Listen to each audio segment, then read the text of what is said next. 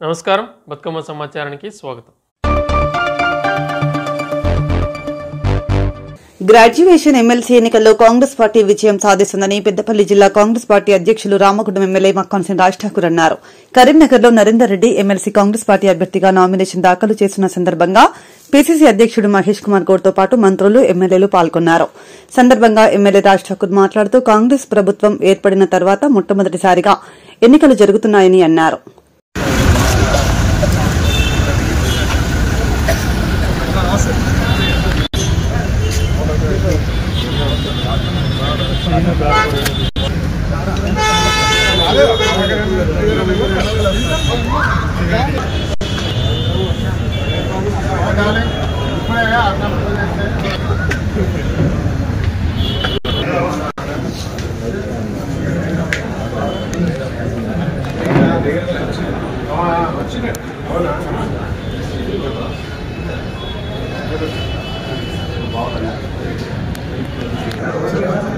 అన్న మాత్రం చెప్తాను.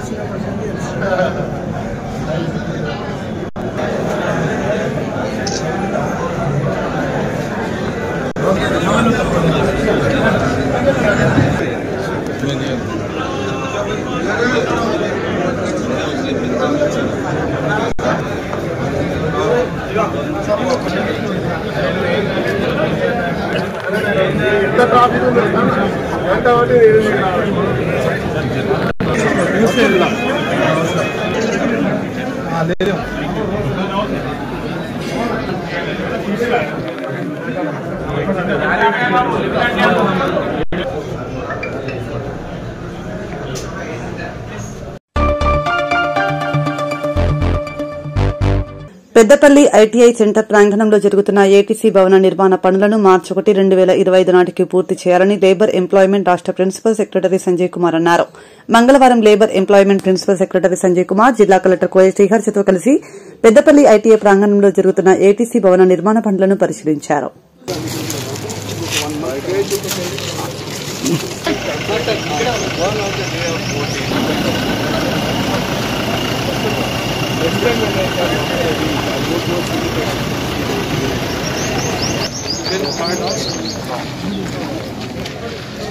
పిల్లల మధ్యలో వస్తుంది బాగుంటుంది.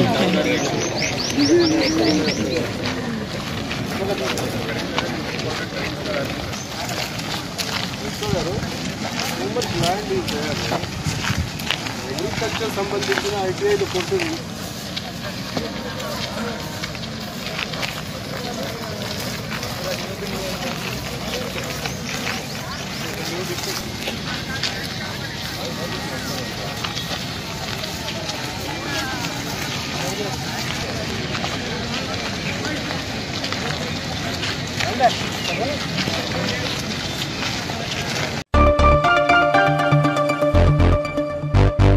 బీజేపీ పార్టీ ఆధ్వర్యంలో పెద్దపల్లి జిల్లా గోదావరికని శివాజీనగర్లోని పార్టీ కార్యాలయంలో మంగళవారం జనసంఘ్ వ్యవస్థాపకులు పండిత్ దీన్ దయాళ్ ఉపాధ్యాయ వర్ధంతిని నిర్వహించారు.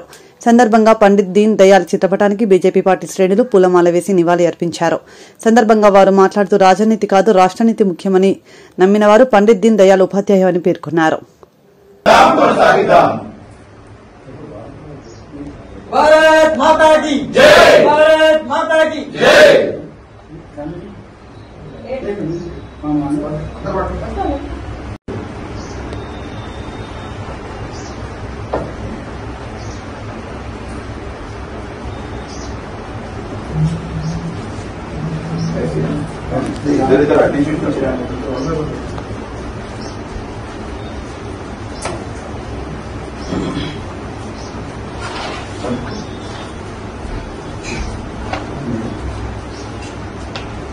కొంచెం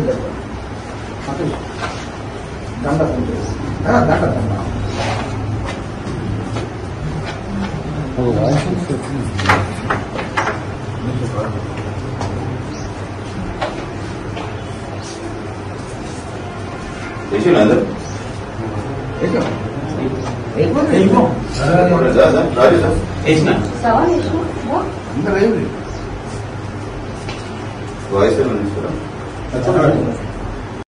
జై శ్రీరామ్.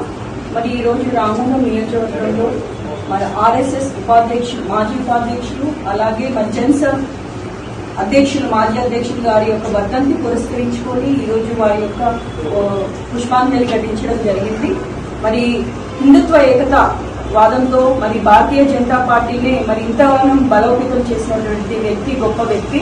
మరి వారి యొక్క అడుగుజాడల్లో మరి భారతీయ జనతా పార్టీ కార్యకర్తలు అందరం కూడా ముందుకెళ్తామని తెలియజేస్తూ భారతీయ జనతా పార్టీకి ఎల్లకాలం మేము అండగా ఉంటామని తెలియజేస్తున్నాం. భారత్ మాతాకి జై.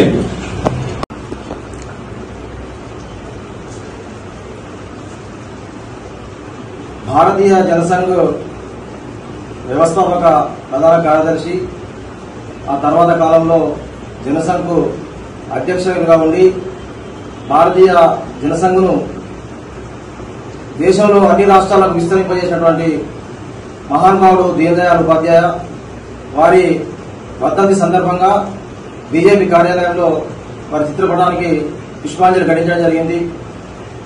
దీన్ దయాళ్ ఉపాధ్యాయ ఏదైతే ఏకాత్మత మానవతావాదాన్ని మరి ప్రజలకు తీసుకెళ్లారో ఆ సిద్ధాంతానికి కట్టుబడి ఈరోజు భారత ప్రధాని నరేంద్ర మోడీ గారు అంత్యోదయ అంటే సామాన్యమైనటువంటి వ్యక్తిని అత్యున్నత స్థాయి వ్యక్తి వరకు మరి తీర్చిదిద్దడంలో మరి భారత రాష్ట్రపతిగా ఉన్నటువంటి ముర్ము గారు సామాన్యమైనటువంటి కుటుంబం నుంచి వచ్చిన వ్యక్తిని రాష్ట్రపతి పీఠం మీద మరి కూర్చోబెట్టడం జరిగిందంటే మరి ఏకాత్మత మానవతావాదాన్ని భారతీయ జనతా పార్టీ అనుసరిస్తూ ఉన్నది. వారి యొక్క అడుగుజాడల్లో మేమందరం కూడా ముందుకెళ్తామని సందర్భంగా తెలియజేస్తున్నాం. భారత్ మాతాకి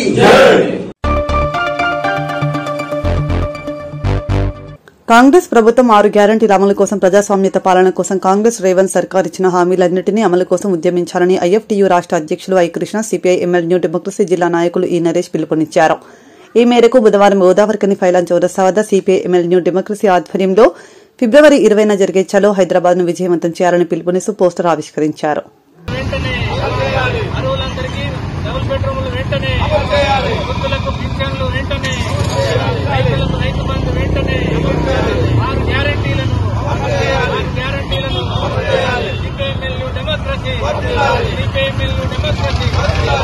రేవంత్ రెడ్డి ప్రభుత్వం గత ఎన్నికల్లో ఇచ్చినటువంటి 6 గ్యారంటీలను అమలు చేయాలని చెప్పి డిమాండ్ చేస్తూ సిపిఐఎంఎల్ న్యూ డెమోక్రసీ రాష్ట్ర కమిటీ పిలుపులో భాగంగా ఈ నెల 20న చలో హైదరాబాద్ కార్యక్రమాన్ని చేపట్టడం అనేది జరిగింది. ఈ యొక్క కార్యక్రమంలో ప్రజలందరూ పాల్గొని జయప్రదం చేయాల్సిందిగా సిపిఐఎంఎల్ న్యూ డెమోక్రసీ పక్షాన తెలియజేస్తా ఉన్నాం. ఇవాళ రేవంత్ రెడ్డి ఏదైతే 6 గ్యారంటీలు హామీ ఇచ్చిండో వాటిని వెంటనే అమలుకు పూనుకోవాలని చెప్పి ఈ సందర్భంగా మేము డిమాండ్ చేస్తా ఉన్నాం.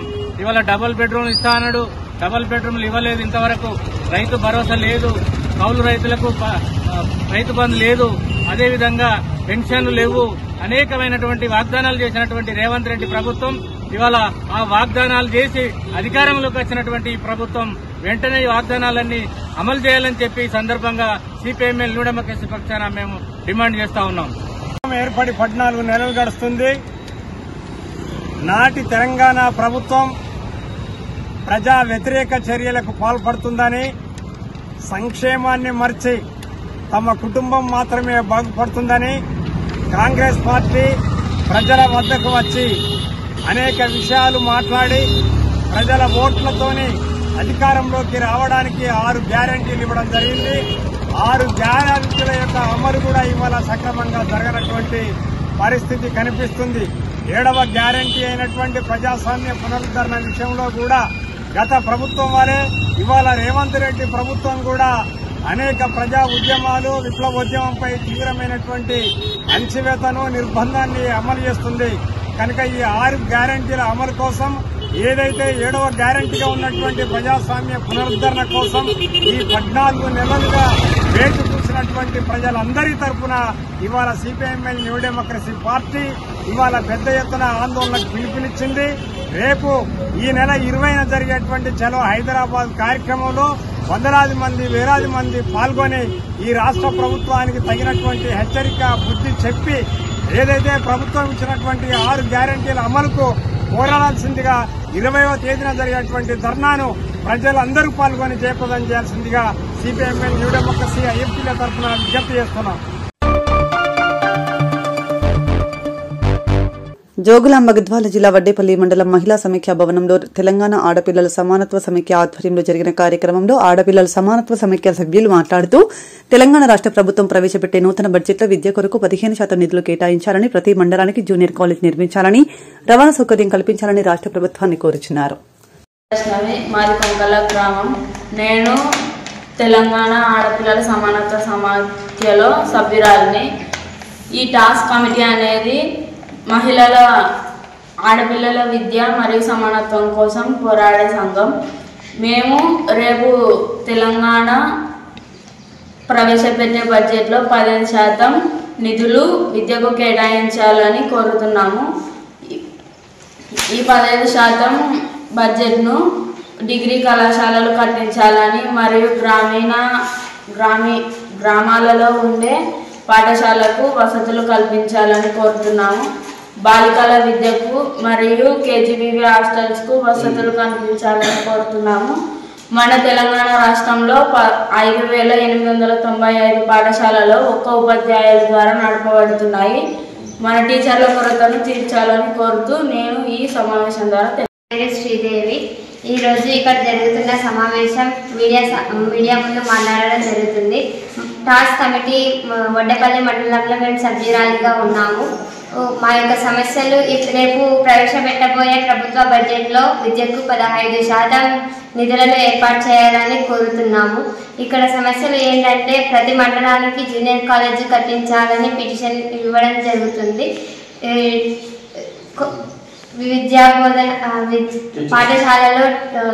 పాఠశాలలో బోధన చెప్పే ఉపాధ్యాయులు లేకపోయినా వాళ్ళకు ఉపాధ్యాయుల కొరత లేకుండా చేయాలి. విద్యార్థులు ప్రతిరోజు స్కూల్కి వెళ్ళేలా చేయాలి. టాయిలెట్స్ లేకపోయినా కూడా అక్కడ టాయిలెట్స్ ఉండేలాగా చూడాలి. మా యొక్క సమస్యలను ఈ మీడియా ద్వారా ప్రభుత్వానికి అందజేస్తున్నాము. వడ్డేపల్లి మండలం టాస్క్ కమిటీ సభ్యురాలని. ఇప్పుడు రేపు ప్రవేశపెట్టబోయే బడ్జెట్ సమావేశంలో విద్యకు 15% కేటాయించాలని కోరుతున్నాము. అందులోనే భాగంగా ప్రతి మండలానికి జూనియర్ కాలేజీలు కట్టించాలని, అలాగే రవాణా సౌకర్యాన్ని కల్పించాలని ఈ సమావేశం ద్వారా ప్రభుత్వాన్ని కోరుతున్నాం. జోగులాంబ గద్వాల జిల్లా గద్వాల పట్టణం శ్రీ భక్త మార్కండేయ స్వామి ఆలయంలో పద్మశాలిలో మాఘశుద్ధ పౌర్ణమి రోజున ప్రతి సంవత్సరం శ్రీ శ్రీ శ్రీ భద్రావతి భావనారాయణ స్వామి వారి కళ్యాణం ఘనంగా నిర్వహిస్తారు. ఈ రోజు బుధవారం మధ్యాహ్నం మేషలగ్న శుభ పుష్కరాంశనందు కళ్యాణ మహోత్సవం ఘనంగా నిర్వహించారు.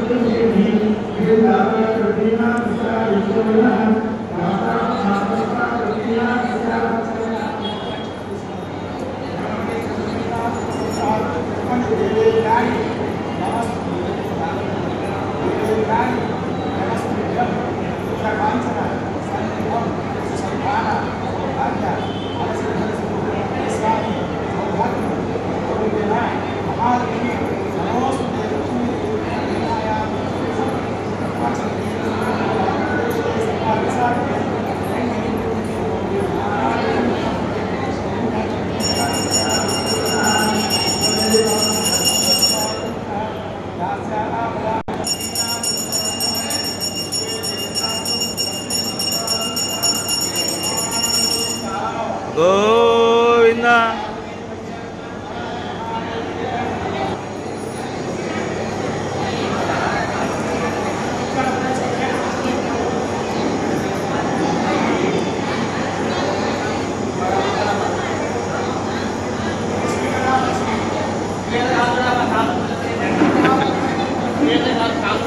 నువ్వే పిల్ల మేడమావు మళ్ళా.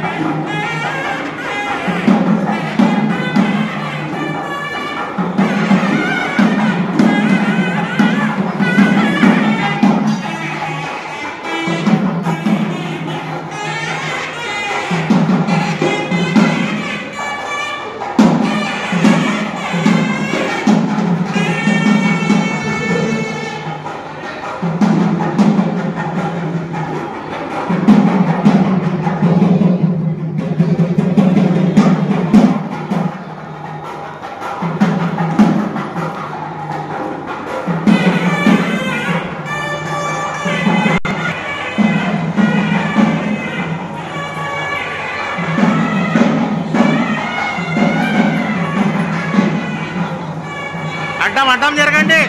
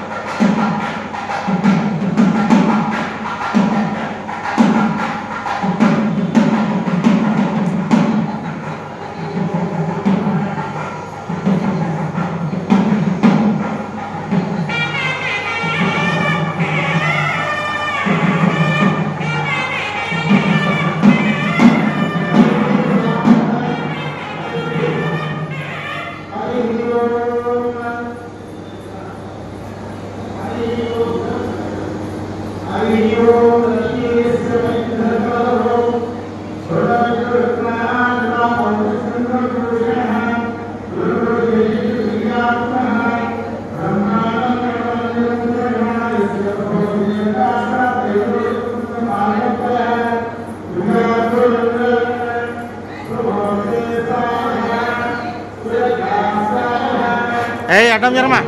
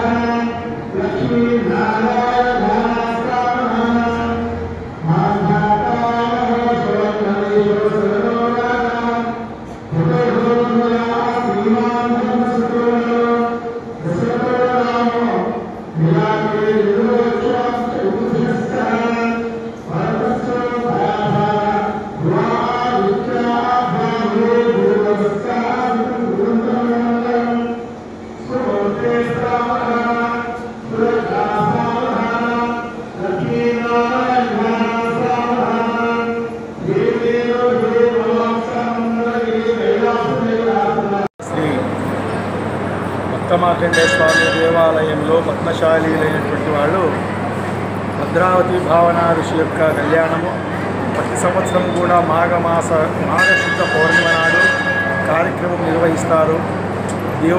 దేవుళ్లకు పంచామృతాభిషేకాలు, విష్ణు హోమము మరియు కళ్యాణ మహోత్సవం జరుగుతుంది. ఇది శ్రీ మార్కండేయ స్వామి యొక్క కుమారుడైనటువంటి వాడు మృకండు మహర్షి అయినటువంటి వాడు భావన ఋషి. ఈ లక్ష్మీదేవి స్వరూపిణైనటువంటి భద్రావతి నారాయణ స్వరూపుడైనటువంటి భావనా ఋషి యొక్క వివాహ కళ్యాణ మహోత్సవము జరుగుతుంది. ఇది పద్మశాలి కుల బాంధవులకు ఇష్టదైవము మరియు కులగురువులు కాబట్టి వారు ప్రతి సంవత్సరము కూడా కార్యక్రమాన్ని నిర్వహించడం జరుగుతుంది. ఇటువంటి కార్యక్రమానికి విశేషమైన జనమంతా వచ్చి కూడా కార్యక్రమాన్ని జయప్రదం చేస్తారు.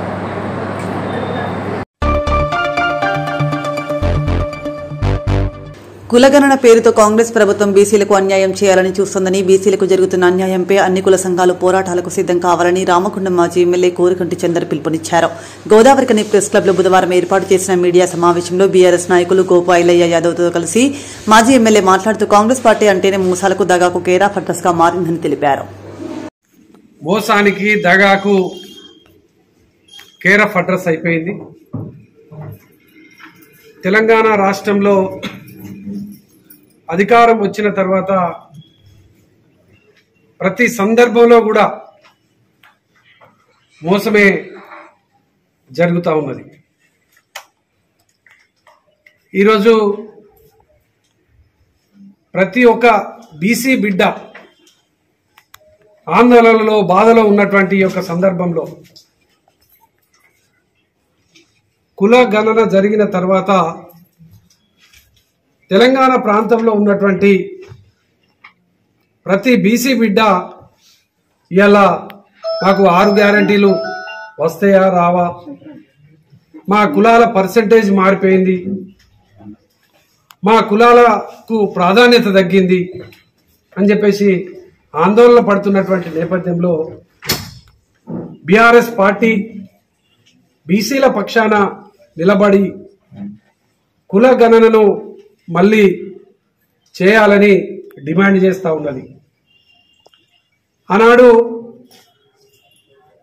గౌరవనీయులు తెలంగాణ ఉద్యమ మహాసారథి కేసీఆర్ గారు సకల కుటుంబ సర్వే ఒక్క రోజులోనే ప్రపంచంలో ఎవ్వరూ చేయనటువంటి విధంగా గొప్పగా చేసినటువంటి సందర్భాన్ని చూసినటువంటి ప్రజలు మొన్న కుల గణన జరిగినటువంటి తీరును చూసి నిజంగా చాలా బాధపడుతున్నటువంటి సందర్భం.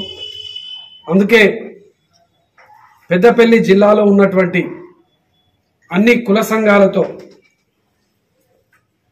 14వ తారీఖు నాడు రౌండ్ టేబుల్ సమావేశాన్ని మన గోదావరికల్లో ప్రెస్ క్లబ్లో నిర్వహించడానికి ఆలోచన చేస్తూ ఉన్నాం. నిజంగా ఆ కులగణలో జరిగినటువంటి సర్వే రిపోర్టును చూసినట్టయితే ప్రతి ఒక్కరు కూడా మనస్తాపానికి గురయ్యేటువంటి పరిస్థితి కనిపిస్తూ ఉన్నది. 2011 జనాభా లెక్కల ప్రకారం సకల కుటుంబ సర్వేలో 1,03,00,000 ఇండ్లు ఉన్నట్టుగా ఆ రోజు సర్వేలో తేలింది. 3,54,68,00,000 జనాభా ఉన్నట్టుగా తేలింది. అప్పుడు 4 ఏళ్లలో సుమారు 20 లక్షల ఇండ్లు పెరిగినట్టుగా సర్వేలో తేలింది. మరి 2014 నుండి 2024 వరకు జనాభా ఎంత పెరగాలి, ఇండ్లు ఎంత పెరగాలంటే సుమారు ఒక 60 లక్షలన్నా పెరగాల్సినటువంటి సందర్భం కనిపిస్తూ ఉన్నది. కానీ కాంగ్రెస్ సర్వేలో 1,15,00,000 ఇండ్లు మాత్రమే, 3,70,00,000 జనాభా మాత్రమే, ఈ సర్వేలో 75 లక్షల జనాభా మాత్రమే చెప్తా ఉన్నది. ఈ సర్వే చూసినట్టయితే బీసీలు, ఎస్సీలు, ఎస్టీలు వీళ్ళందరూ కూడా చెప్పడంతో పాటు అసలు క్రిస్టియన్ల సందర్భమే లేదు. తెలంగాణలో క్రిస్టియన్ల సంఖ్యనే లేదంట. అంటే తెలంగాణలో క్రిస్టియన్లు లేరా, మరి వాళ్ళ పర్సెంటేజ్ ఎంత అనేది కూడా తేటి తెల్లం చేయలేదు. పాపులేషన్ లెక్క తీసిండ్రు, 3,54,75,554.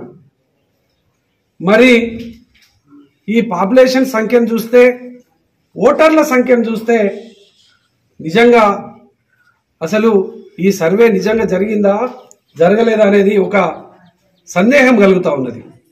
ఓటర్ల సంఖ్య 33 జిల్లాలో 119 నియోజకవర్గాలలో 3,35,27,925 మంది ఓటర్లు ఉన్నట్టుగా అర్థమవుతా ఉన్నది. మరి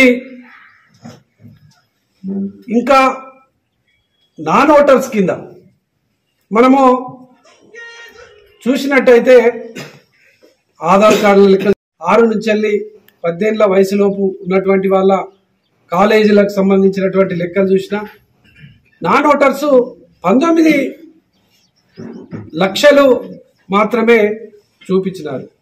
ఈరోజు మనము సుమారు లెక్క చూస్తే 6 సంవత్సరాల వరకు 39 లక్షల మంది ఉన్నారనేది ఇలా రిపోర్టు తెలుస్తా ఉన్నది.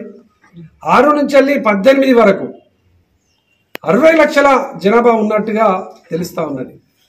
అంటే ఏ లెక్క చూసినా కూడా ఇవంతా కూడా 1 కోటి సుమారు ఉంటా ఉన్నాయి. మరి ఇవి 4 కోట్ల పై చీలుకు లెక్క ఉండాల్సింది. కానీ మరి ఇంత అధ్వానంగా ఇలా ఈ యొక్క సర్వే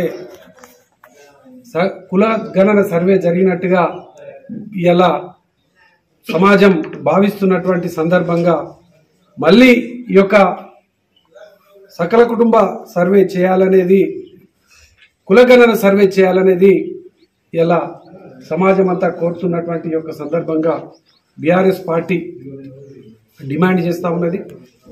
ఆనాడు బీసీలకు 85 లక్షలు అని చెప్పేసి తేలింది.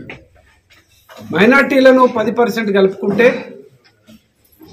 61% అని తేలింది. కాంగ్రెస్ లెక్కల ప్రకారము బీసీలు 1,64,00,000 అని తేలింది. అంటే 46% పడిపోయింది. 10% బీసీ మైనార్టీలను కలిపితే 56% అని చెప్తున్నారు. అంటే నిజంగా ఇలా బీసీలకు ఎంత అన్యాయం జరుగుతుంది అంటే వీళ్ళ లెక్కలలో ఓసీల సంబంధించినటువంటి జనాభా పెరిగినట్టుగా క్లియర్ కట్ గా చెప్తా ఉన్నారు. మరి బీసీల సంఖ్య ఎట్లా తగ్గుతుంది, ఎస్టీల సంఖ్య ఎట్లా తగ్గుతుంది, ఎస్టీల సంఖ్య ఎట్లా తగ్గుతుంది అంటే ఇది పరోక్షంగా బీసీలకు అన్యాయం జరగడమే. కాబట్టి ఈ యొక్క దీని మీద ప్రత్యేకంగా బీఆర్ఎస్ పార్టీ ఒక ఉద్యమ కార్యాచరణను తీసుకోబోతా ఉన్నది. తప్పకుండా కులగణన సర్వే మళ్ళీ నిర్వహించాలి. ఈ యొక్క బీసీలకు న్యాయం జరిగేటువంటి విధంగా చేయాలని ఇలా మేము ఈ యొక్క ప్రభుత్వాన్ని రేవంత్ రెడ్డి గారిని డిమాండ్ చేస్తూ ఈ ప్రాంతంలో ఉన్నటువంటి యాదవ కుల సంఘం మరియు గౌడ కుల సంఘం, పద్మశాలి కుల సంఘం, ముదిరాజు మరియు మున్నూరు కాపు, గంగపుత్ర, నాయి బ్రాహ్మణ, రజక సంఘం మరియు రాజన్నల సంఘం, మేదరి సంఘం, మన్మై సంఘం, సగర సంఘం, కుమ్మరి సంఘం, గాండ్ల సంఘం, ఆర్యకటిక సంఘం, బోయ సంఘం, మేర సంఘం, పెరక సంఘం, కుర్మ సంఘం, వడ్డెర సంఘం, ఔషల సంఘం, గోల్డ్ స్మిత్ అందరినీ కూడా మేము ఈ యొక్క రౌండ్ టేబుల్ సమావేశానికి ఆహ్వానం తెలపడం జరుగుతూ ఉన్నది. తప్పకుండా బీసీలందరం కూడా ఒక్కటవుదాం. ఈ యొక్క కులగణన సర్వేను మళ్ళీ జరిగేటువంటి విధంగా మన బీసీ బిడ్డలకు న్యాయం జరిగేటువంటి విధంగా పోరాటం చేద్దామని ఈ సందర్భంగా బీఆర్ఎస్ పార్టీ పిలుపునిస్తా ఉన్నది.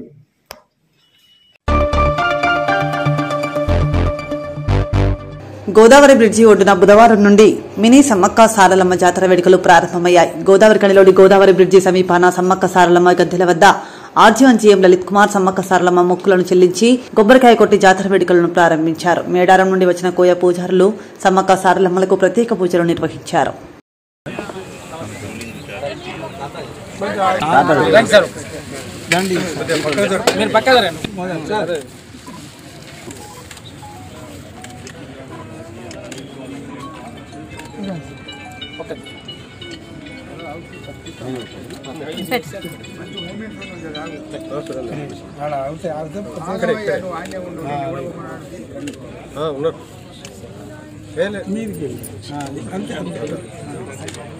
जय बोलो समक तलेगे जय बोलो समक तलेगे जय మీరు అచ్చొక్క పని చేయలేదు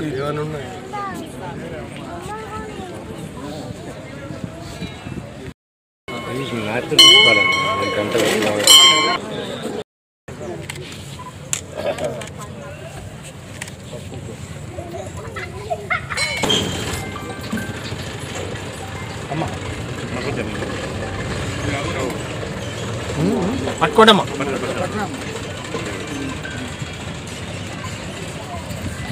కింద పడిపోతుంది చూడు, పట్టుకోండి. జై సమాచారా తల్లి, జై సమాచారా తల్లి.